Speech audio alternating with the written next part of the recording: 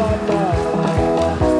Hai ninayo sababu, sababu ya kutukuza Bwana maishani mwangu. Hai sababu ya kutukuza Bwana. Hai ninayo sababu, sababu ya kutukuza Bwana maishani mwangu. Hiyo sababu ya kutukuza Bwana. Hai ninayo sababu, sababu ya kutukuza Bwana maishani mwangu.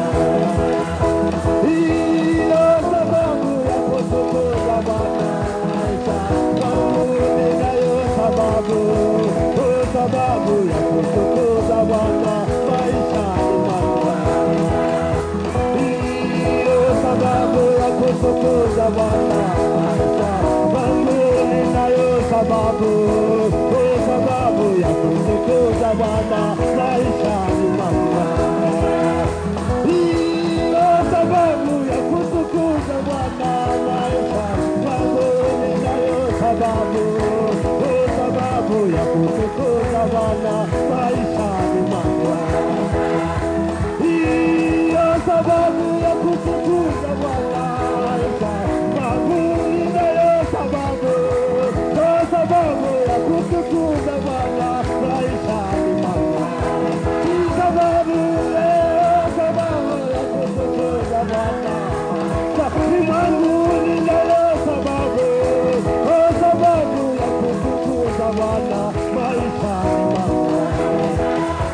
Hai sababu ya kutukuza Bwana maishani. Hai ninayo sababu, sababu ya kutukuza Bwana maishani mwangu.